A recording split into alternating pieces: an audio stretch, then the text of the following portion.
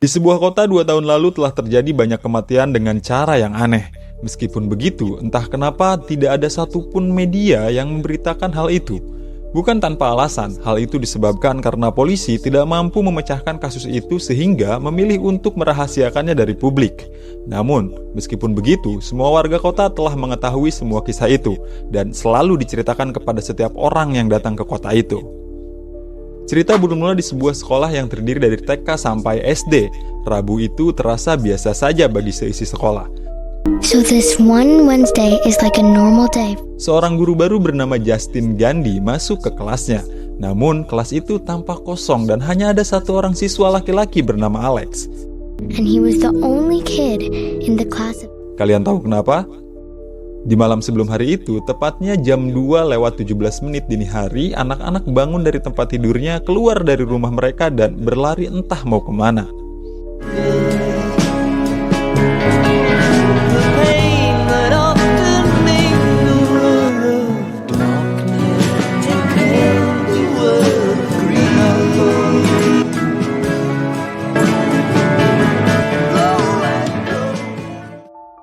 Kejadian itu membuat semua orang tua sedih dan panik. Polisi pun melakukan pencarian. Namun, polisi hanya menemukan rekaman CCTV yang menunjukkan anak-anak berlarian ke arah kegelapan tanpa meninggalkan petunjuk apapun. Polisi kemudian mencoba menggali informasi kepada Alex, satu-satunya anak yang tidak menghilang di malam itu. Namun, Alex menjawab semua pertanyaan Pak Polisi dengan berkata bahwa dia tidak mengetahui apapun. He said if there was, he never heard it. Saat sekolah mau dibuka kembali setelah 1 bulan penuh ditutup untuk investigasi, malam hari sebelumnya pihak sekolah mengadakan rapat besar bersama pihak orang tua. Di dalam rapat itu, seorang wali murid mengomentari pidato Markus dengan keras dan berkata bahwa semua tidak masuk akal. Bagaimana mungkin Justin masih bisa bebas berkeliaran sedangkan 17 siswanya hilang dalam semalam? Pria itu kemudian meminta Justin untuk menjelaskan semuanya di hadapan para wali murid. Saat Justin mengatakan sesuatu di atas mimbar, semua yang dibicarakan seolah terdengar hanya seperti kebohongan bagi para wali murid. Suasana menjadi riuh, dan Markus terpaksa menutup rapat itu dan meminta Justin untuk pulang ke rumahnya. I love those kids. She tells us what happened. Or complicit. Wake up tomorrow with clearer heads. Saat dalam perjalanan pulang, Justin mampir ke sebuah minimarket untuk membeli sebotol minuman beralkohol untuk menenangkan pikirannya yang kacau. Justin sudah diselimuti kegelisahan, bahkan dia khawatir sebuah teror mungkin saja akan menimpanya. Dan ternyata benar saja, baru saja Justin masuk rumahnya, tiba-tiba pintu rumahnya ada yang menggedor. Jesus fucking what? Dan saat Justin memeriksanya,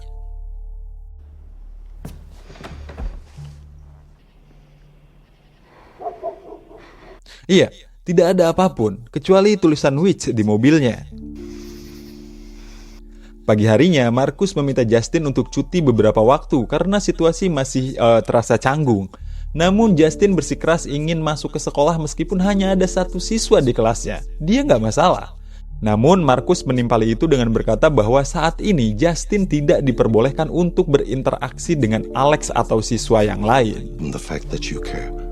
I know that you want. Siangnya, Justin pergi ke kantor polisi untuk melaporkan kejadian yang dialaminya semalam. Di sana, Justin bertemu dengan mantan pacarnya waktu SMA bernama Paul. Malam harinya, Justin melanjutkan pertemuannya dengan Paul di sebuah bar. Di kesempatan itu, Justin diingatkan oleh Paul untuk tidak terlalu sering mengkonsumsi alkohol. Karena senang mendapatkan perhatian, Justin pun menanyakan apakah tunangan Paul tahu kalau dirinya pergi untuk menemui Justin. Paul pun menjawab kalau dirinya saat ini sedang tidak bersama tunangannya. Mendengar hal itu, Justin menggoda Paul. Paul awalnya biasa saja, namun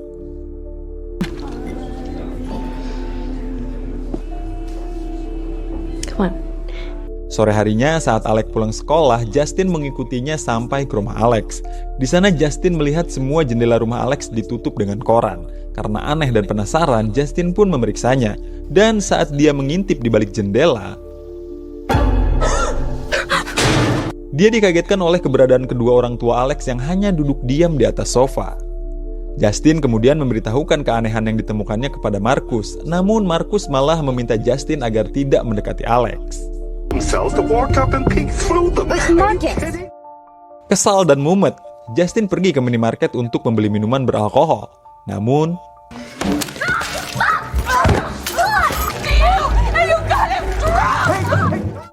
setelah melewati hari-hari yang berat, Justin pun tidur. Dalam tidurnya dia bermimpi masuk ke kelasnya. Di sana dia mendapati semua siswa tertunduk tidur di atas mejanya masing-masing, kecuali Alex. Hal itu membuat Justin kaget dan terbangun. Namun, pagi berikutnya Justin mencoba menyapa Alex. Namun di kesempatan itu Alex menolak untuk berkomunikasi dengan Justin. I just want to make sure that everything's all right. Follow me! Justin mencoba mengetuk rumah Alex namun tidak ada jawaban. Justin pun memutuskan untuk menunggu. Kali aja ada seseorang keluar dari rumah Alex. Dan benar saja, saat malam tiba, seorang wanita keluar dari rumah Alex.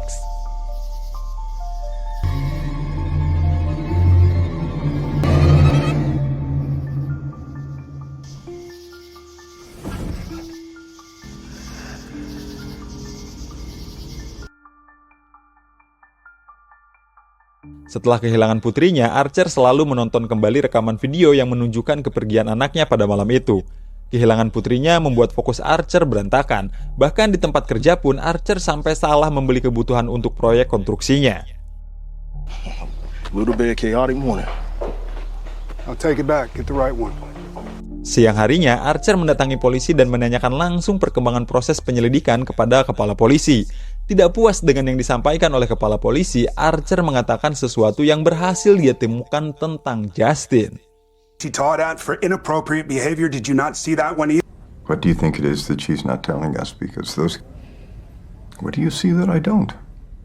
Rupanya Archer adalah wali siswa yang berkomentar cukup keras saat dalam acara rapat. Waktu itu saat rapat selesai, Archer mengikuti Justin sampai ke rumahnya. Di sini terungkap bahwa teror dan tulisan witch yang Justin dapatkan berasal dari Archer. Malam harinya, Archer bermimpi melihat anaknya yang berlari ke arah kegelapan. Archer mengikutinya, dan setelah melewati semak, Archer sampai di sebuah rumah yang dimana di atas rumah itu terdapat sebuah senjata super besar bertuliskan 2.17 atau 2:17 menit. Mungkinkah itu petunjuk? Entahlah. Yang jelas saat Archer masuk ke rumah itu, Archer menemukan anaknya sedang terbaring. Dan saat ditanya-tanya, tiba-tiba pagi berikutnya Archer mencoba memecahkan teka-teki dari mimpinya dengan menggunakan peta komplek perumahan. Ia berharap bisa menemukan lokasi rumah yang muncul dalam mimpinya itu. Dengan menarik beberapa garis dan mencocokkannya, Archer berusaha menemukan titik koordinat yang paling tepat. Setelah itu, Archer mengunjungi rumah tetangganya untuk melihat rekaman CCTV. Setelah menonton rekaman tersebut, Archer mulai menghitung serta memperkirakan jarak, lalu menarik beberapa garis pada petanya untuk menemukan titik koordinat yang paling tepat.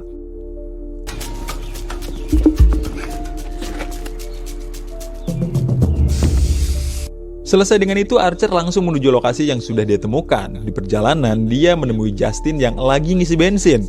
Archer pun menghampirinya, dan saat mereka berdebat, tiba-tiba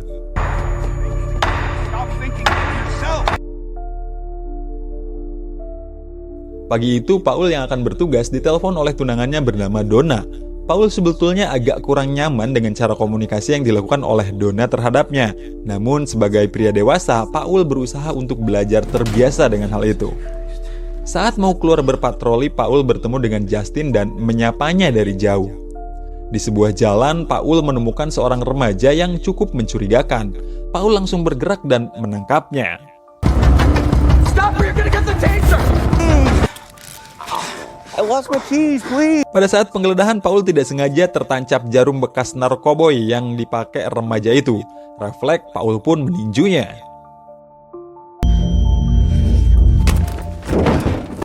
Sadar bahwa semua yang ia lakukan terekam CCTV, Paul panik. Ia segera melepaskan remaja itu sambil berkata bahwa kali ini ia akan membebaskannya. Namun, jika suatu hari nanti mereka bertemu lagi, ceritanya akan berbeda. Seolah mereka tidak pernah saling mengenal sebelumnya. Yes? Setelah berkoordinasi dengan kepala polisi tentang hal itu, Paul kemudian mendapat pesan dari Justin yang mengajaknya bertemu di sebuah bar. Yeah, of course we can hug. Pagi harinya saat Paul pulang ke rumahnya, betapa terkejutnya dia bahwa Donna tunangannya sudah ada di rumahnya tanpa sepengetahuannya. Dan jelas, inilah alasan Justin diserang oleh seorang wanita di awal cerita tadi. Di kantor, Paul bertemu kembali dengan remaja yang pernah ditangkapnya. Terlanjur kesal, Paul pun langsung memburunya. What did I tell you? Kita kembali ke awal cerita dengan sudut pandang dari si remaja yang bernama James. James adalah seorang remaja gelandangan yang terbiasa mencari uang dengan cara mencuri barang orang lain dan menjualnya ke toko barang bekas untuk membeli barang haram kesukaannya. Setelah gagal mencapai kesepakatan dalam menjual barang curiannya, James kepergok polisi saat mau memasuki sebuah rumah. Setelah dibebaskan oleh polisi, langkahnya memandu James sampai ke sebuah rumah yang tidak lain adalah rumah Alex.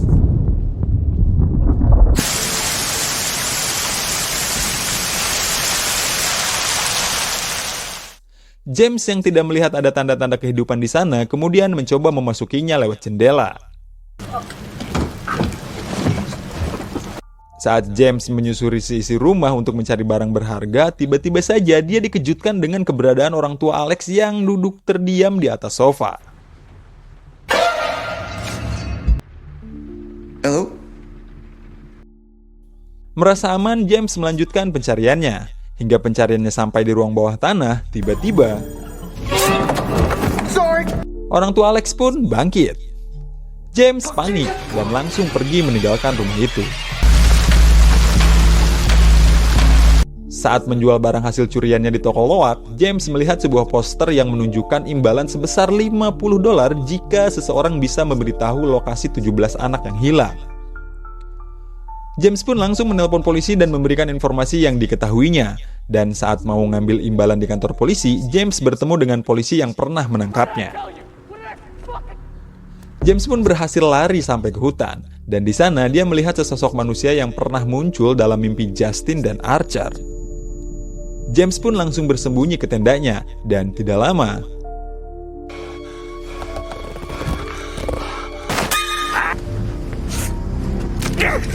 polisi itu panik dan menodongkan pistol ke arah James. James yang ketakutan mengatakan informasi keberadaan 17 anak yang pernah ditemukannya, dan James pun diminta untuk menuntun polisi itu.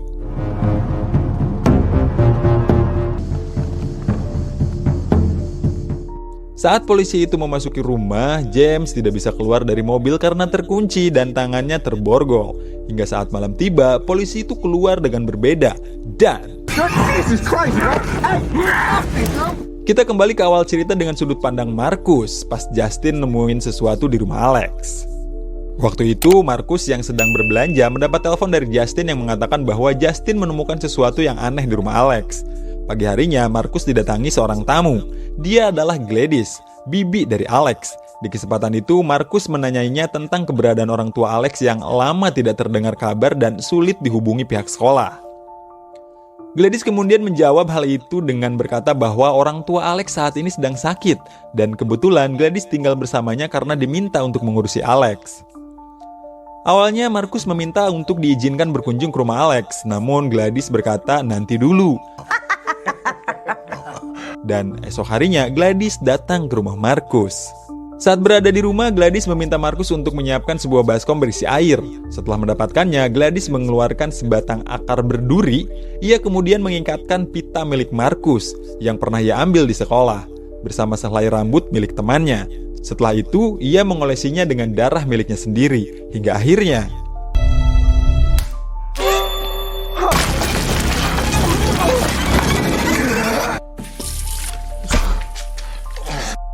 setelah selesai, Gladys mengikatkan batang berduri itu dengan rambut milik Justin sehingga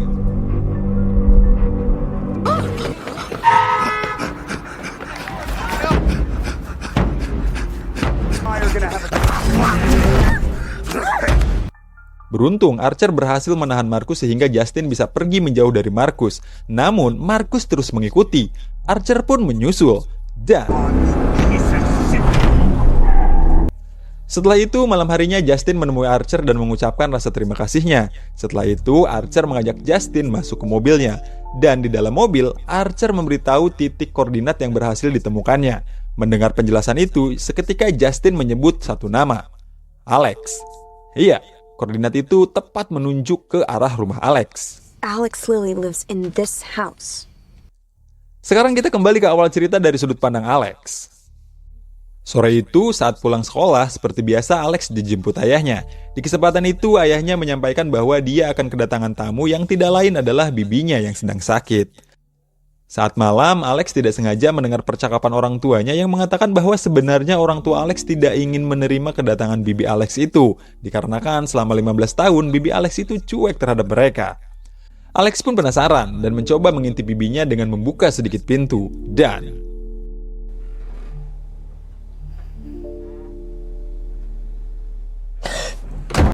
esok paginya, Alex yang merasa tidak nyaman dengan keberadaan bibinya itu bertanya kepada ayahnya, sampai kapan bibi yang menyeramkan itu tinggal bersama mereka. Sang ayah menjawab sampai bibinya sembuh. Selesai sekolah, ayah Alex tidak menjemputnya seperti biasa. Alex pun pulang dengan berjalan kaki. Dan saat sampai di rumahnya, Alex merasakan suasana yang sepi. Orang tuanya hanya duduk terdiam di meja makan. Man, how's school? Esok paginya suasana rumah masih sepi. Ayah dan ibunya tetap di posisi yang sama. Kemudian si bibi menunjukkan sesuatu yang mengejutkan.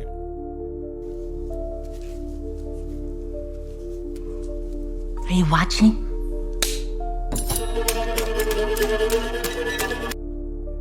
Setelah melihat itu, Alex diminta oleh bibinya untuk tidak mengatakan apapun tentang keadaan di rumahnya kepada siapapun. Dengan mata berkaca-kaca, Alex pun mematuhinya.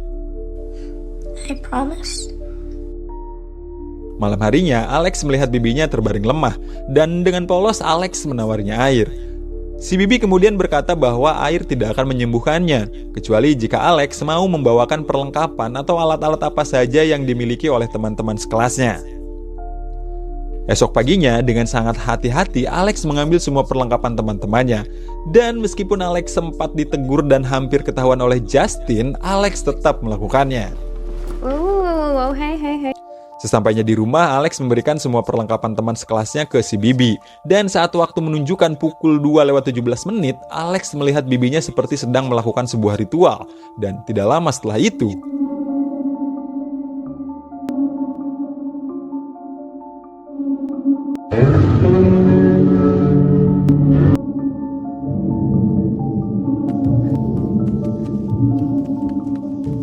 esok paginya beredar berita bahwa 17 anak hilang secara bersamaan. Alex dan bibinya pun ditanya banyak pertanyaan. Esok harinya, Alex melihat mobil polisi terparkir di depan rumahnya. Dan saat memasuki rumah, Alex melihat seorang polisi dan seorang remaja mematung di dalam rumahnya.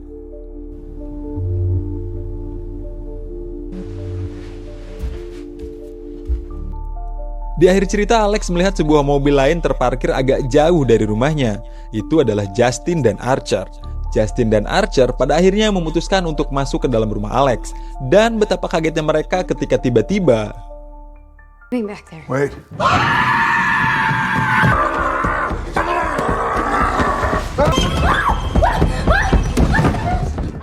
meskipun memberikan perlawanan yang cukup heroik, Paul dan James yang sudah dikendalikan oleh Gladys sangat kuat dan tangguh, seperti zombie yang haus akan darah. Dan saat Justin terpojok, dia meraih pistol milik Paul. Lalu kemudian, Archer yang tidak sengaja jatuh ke ruang bawah tanah pada akhirnya berhasil menemukan 17 anak yang hilang. Dan saat dia mencari anaknya, Archer pun dijadikan alat oleh Gladys dan menyerang Justin. Di situasi lain, entah apa yang dipasang di pintu kamar Alex, hingga pada saat Alex melangkah keluar dari kamarnya, tiba-tiba untungnya Alex berhasil lari sampai ke kamar Gladys, dan di sana Alex menemukan bahan-bahan yang sering dipakai ritual oleh Gladys. Alex pun melakukan apa yang dilihatnya dari Gladys, mengikatkan barang milik Gladys ke batang berduri, dan dengan spontan 17 anak yang berada di ruang bawah tanah berlari memburu Gladys. Gladys ketakutan dan lari terbirit-birit. Sampai pada akhirnya salah satu dari mereka berhasil menangkap Gladys, sehingga pada akhirnya tubuh Gladys dicabik oleh mereka.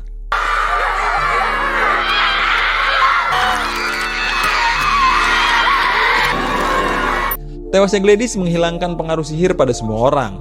Archer berhasil menemukan anaknya. Alex ditemukan sedang memeluk kedua orang tuanya. 17 anak yang hilang berhasil dikembalikan kepada orang tuanya masing-masing. Perlahan semua orang kembali pulih. Film pun selesai. Tamat. Dari film ini kita diingatkan bahwa kehilangan bisa mengubah seseorang menjadi sosok yang bahkan ia sendiri tidak kenal. Archer terus menonton rekaman putrinya bukan untuk mengenang, tapi karena ia terperangkap dalam masa lalu. Dari sini, film menunjukkan bahwa trauma yang tidak dihadapi bisa berubah menjadi amarah dan obsesi. Balas dendam mungkin terasa seperti jawaban, tapi film ini menegaskan bahwa itu tidak pernah benar-benar menyembuhkan, justru membuat kita semakin jauh dari diri sendiri. Pelajaran terpentingnya sederhana. Kita harus berani menerima, memaafkan diri, dan melanjutkan hidup. Karena itu satu-satunya cara untuk bebas dari masa lalu. Oke, itu aja alur cerita film yang bisa gue suguhkan kali ini. Jangan lupa like, comment, share, dan subscribe channel seperti biasa ID. Gue Narabias, kita ketemu lagi di video selanjutnya.